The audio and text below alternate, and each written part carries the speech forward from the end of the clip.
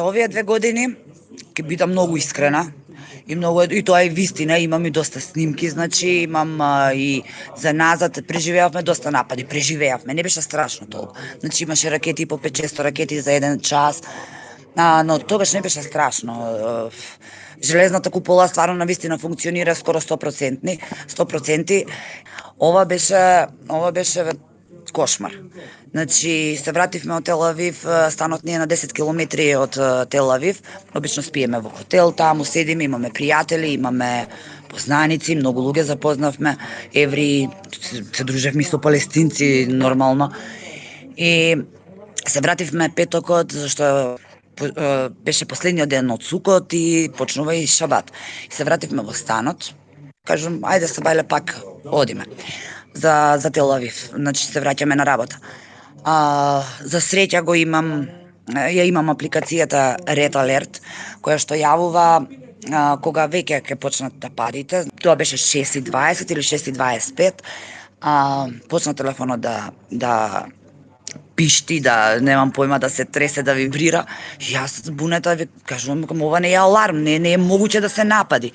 И за 30 секунди почна сирените и почна детонации, почна се, веднаш под станот ни е бункер и тој ден беше цел ден горе, доле, купивме што ни треба, работеа тука некои руски продавници, се смири преку ден, навечер пак тоа, за сабота зборувам, за првиот ден.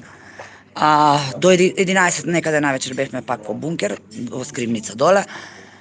Излеговме, преспавме онака како на трне што се вика. И јас решив, гледаме евакуација, србите сите почнаа да си ги црногорците, не знам уште кои хрвати, не бев свесна во тој момент, почнаа да ги вадат своите граѓани.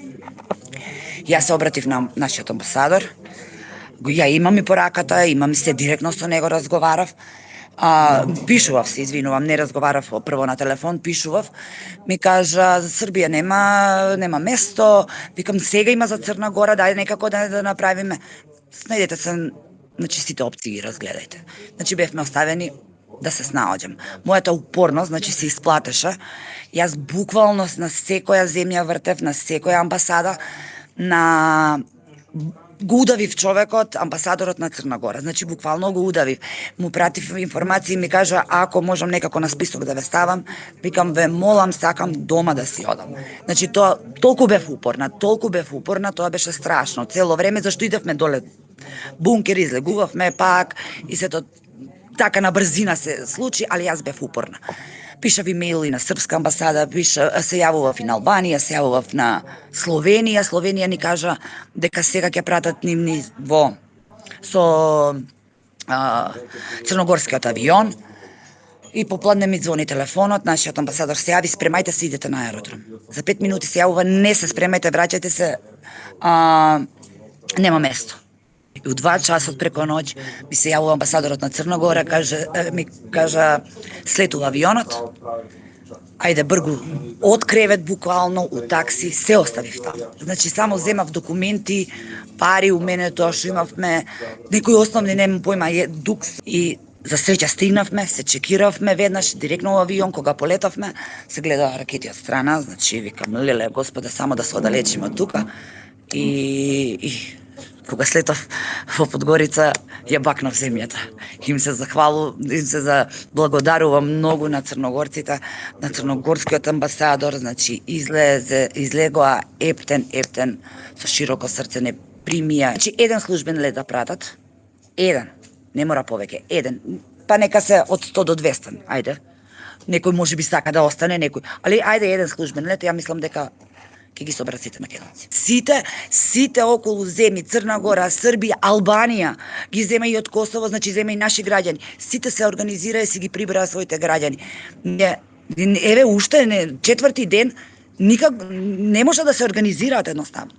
И денеска ми се јавија каде да се обратиме, гледам ја, викам, еве ви го бројот на амбасадорот. пробајте, не знам, вртете по други земји. Му благодарам на Господ, последниот воз го фативме, еве сега се напади повторно во Тел Авив, во централниот дел, кој се вика Гуждан, кој го опфаќаат аеродромот Бен Гурион, Петах Тиква, така натаму и така натаму, и го гаѓале и е затворен сега аеродромот. Кога ќе се отвори, не знам. Нека име на помош Господ на нашиве граѓани, не знам што да кажам.